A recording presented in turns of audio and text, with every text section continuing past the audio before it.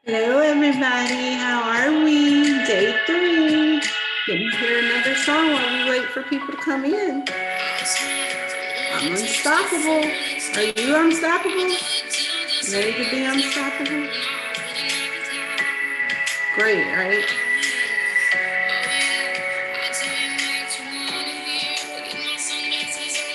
I'll tell you what you want to hear. You might not like it, but it's what you need to hear.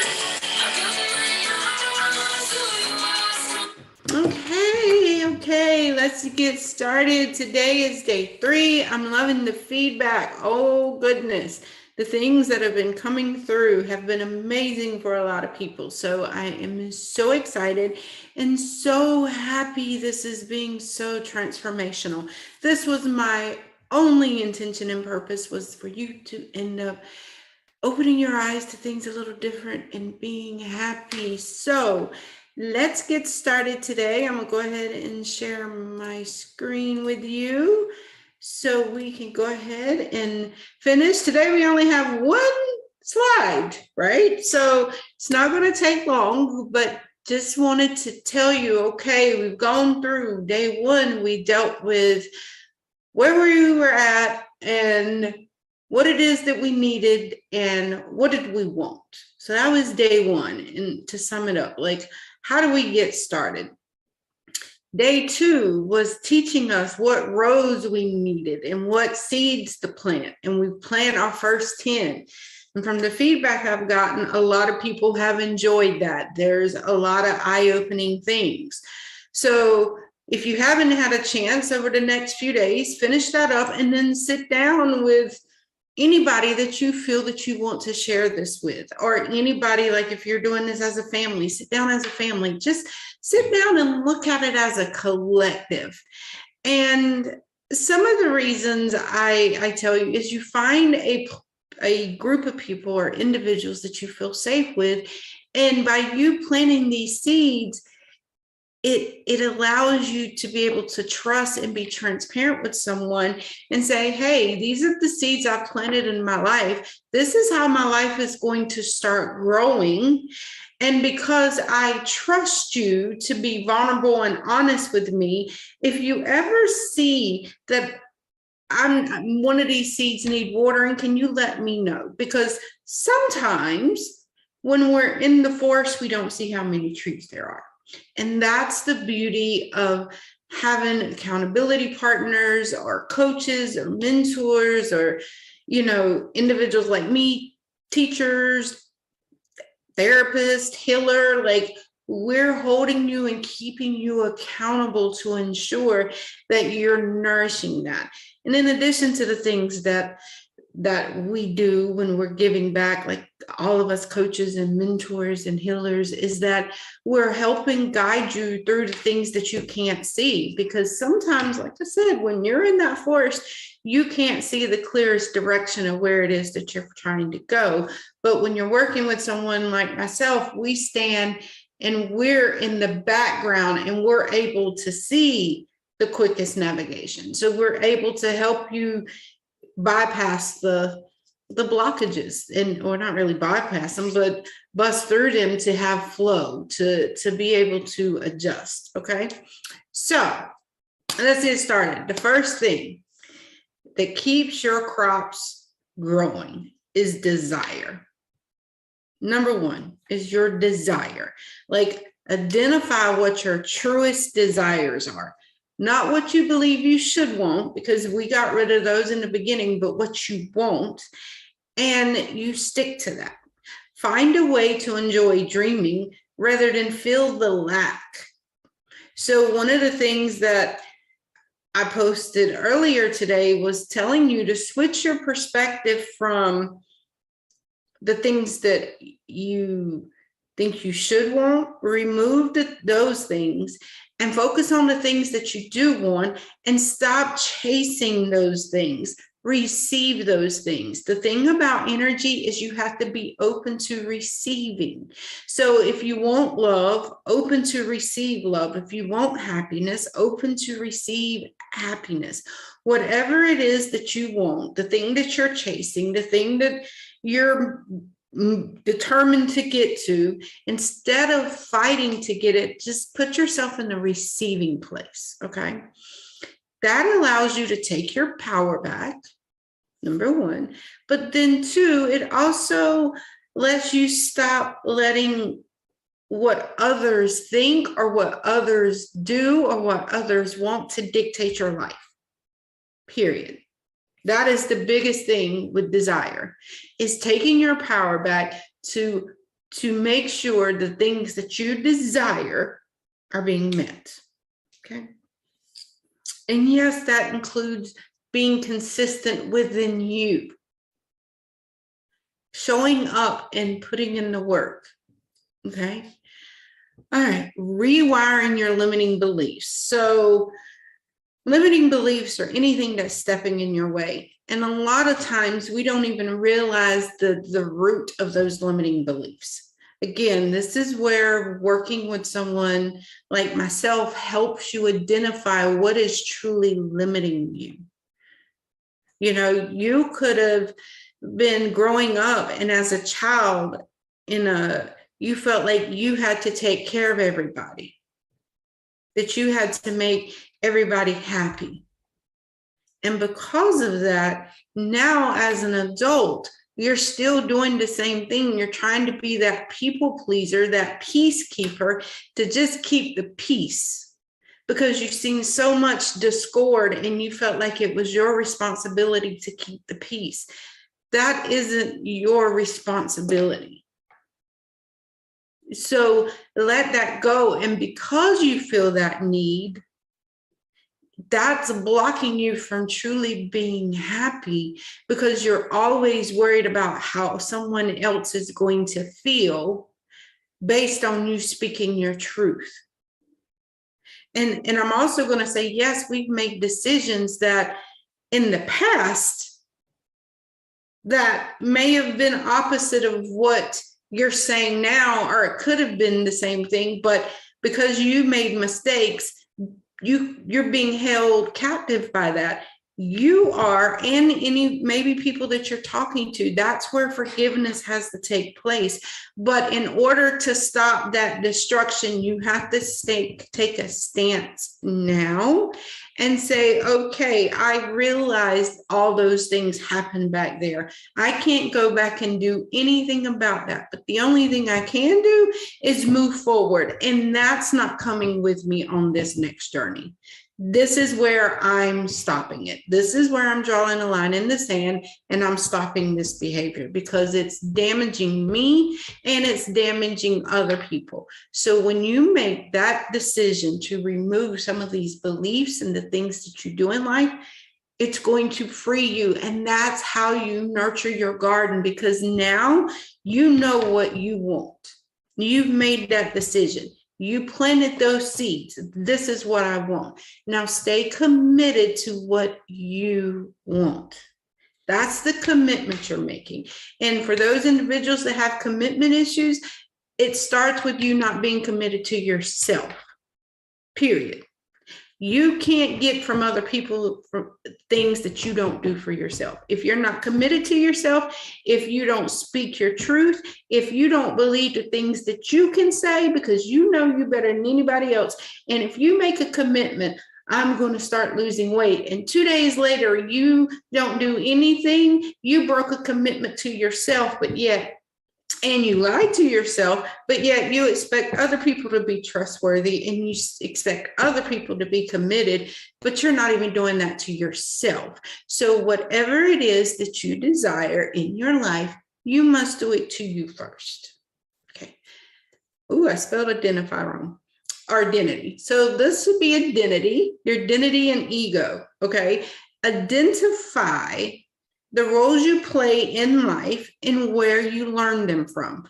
The roles that you take on, like I said, the caretaker role, the peacekeeper role, the protective role, the I gotta be grown role, the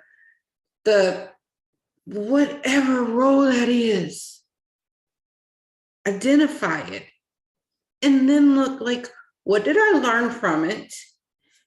And where did this start? Okay.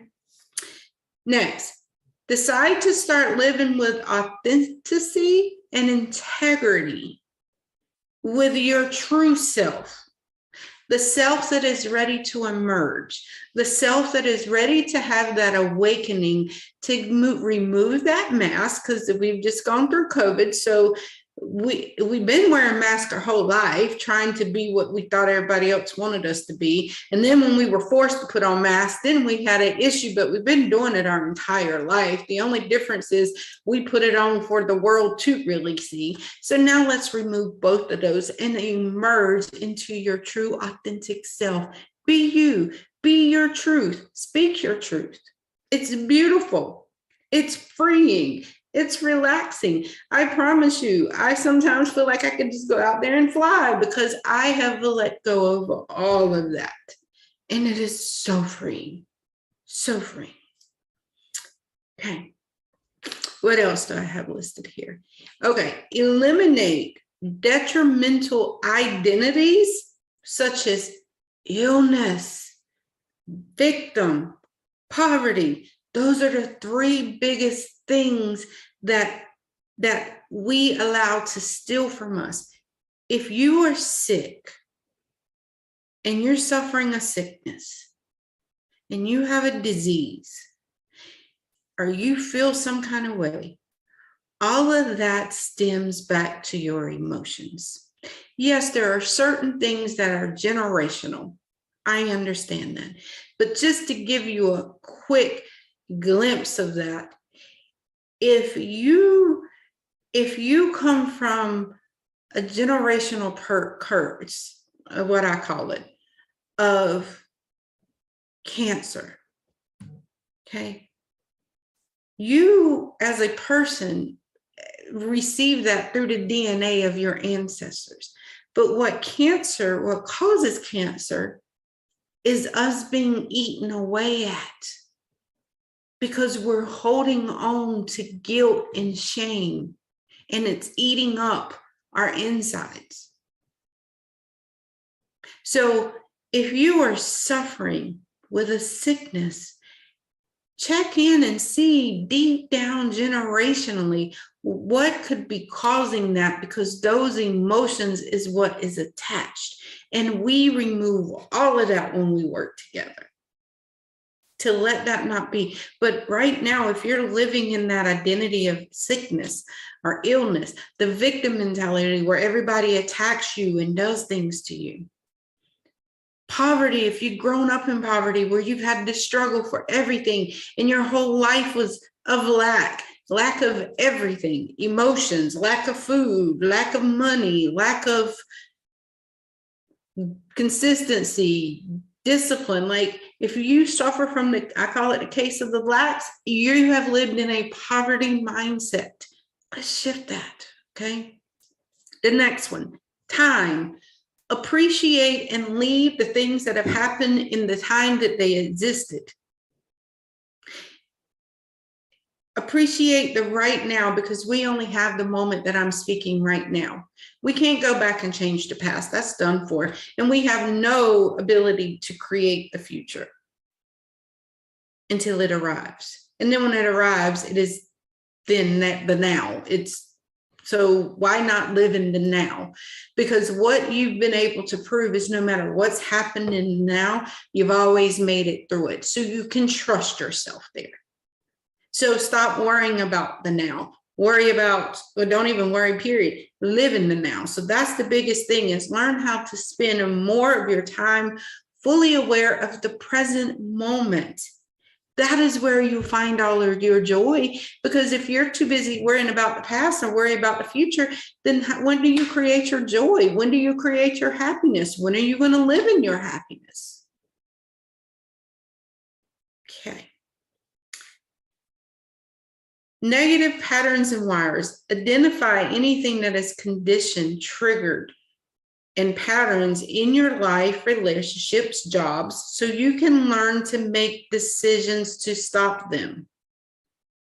So what that means is when you're looking into your life, everything that's happened in the past, remove the emotion from it and look at it from a lesson. What did you learn? What did you learn from this lesson? Because remember when I keep talking about the energy and duality, in order for us to appreciate peace, we've had to experience chaos. We have to. So this is the same thing. Go back, look at, say, what did I learn from this? Okay, now that I'm standing back looking at this situation, I should, when my gut was saying, hey, you might not need to do this. You might not need to go purchase this. You might not need to go hang out with these people. As soon as they asked you, your first thought was a no. So, but you did it anyway. Like, but what did that look like? What did you learn? What in your bad relationships or bad anything, what did you learn? Same thing from the good. In the good things, what did you learn from that? Okay, learn tools for developing new joy.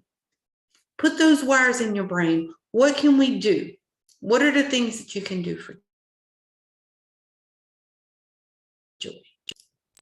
Learn tools for changing stress triggers, as far as the negative memories into positive ones. Again, that's what I'm saying. Like when you sit there and you change, like, okay, let me remove my emotion from this, because the one thing I realize is we do the best that we can based on the information that we know at that time. We all are like that. That's the beauty of the one thing that we all deal with is we know what we know. And once we know better, we can do better. But if we don't choose to do better, then you're going to continue to get the same chaos. But if you could just turn back and look and say, okay, all these things that were negative, look at the powerful lesson I learned from it. Look at how it's making me a better person today. If we can change our perspective of how we look at things and understand we're not supposed to live in the pain and we're supposed to appreciate the now and be grateful for the now, that changes our life. Your current mood. Learn tools that will help you feel in control of your emotional state. What does that look like? What does that look like? Okay. Use the most powerful tool for generating feelings of happiness. So like gratitude, be grateful for everything. You know, like one of the things I learned when I started studying abundance and money and wealth, because the three things that I realized people have struggled with, which is what my whole basis is on, is happiness, health, and wealth. That's the three things that people always desire. And my job is to teach people how to get those three things. And in that, what I do teach is the importance of gratitude. Stand back. Be grateful that you have to pay taxes. Why? Because that means you brought in income. And what does that income help? It pays for roads. It pays for our kids' education. It pays for people that don't have anything, that depend on, you know, help from like homeless shelters and things of that nature. It pays for, what are the other things that our taxes pay for? Oh, police officers, firemen, all the people that we need in case of an emergency. It pays for that. So you're contributing to society by giving individuals jobs and transportation and ways to live. So be grateful for that. Be grateful for the things that you have, that you're in a home, that you have lights, that you have water. Be thankful for those things. Because if you look at the news at any point in time, you see people that want those things. If they could just have those things, they would feel safe and secure. So be grateful for everything. Okay, energy. That is the biggest thing. Our energy controls everything. So one of the things that I do for a lot of my clients is we have an energy collective group.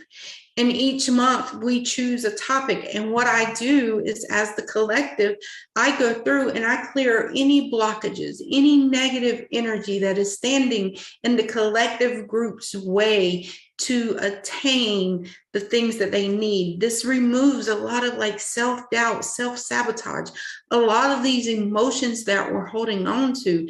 It lets that go. It starts making you feel healthier. You start attracting more money out of the blue. So your energy is in control of everything. So as long as your energy is good and you're got your energy at the most highest and optimal place, you can achieve anything that you want. It's that simple. But your energy is your life force. So I am so honored and so thankful and so happy to have been able to spend the past 3 days teaching something that I absolutely love to teach, and that's about happiness. And so I hope this starts your journey. If you need to reach out to me, I will be putting all my contact information into the group. If you're interested in potentially working for me, or working with me, that information is in there. If you just want to remain in the group and just absorb the energy of love, by all means, continue to do that. And I am so excited for each and every one of you.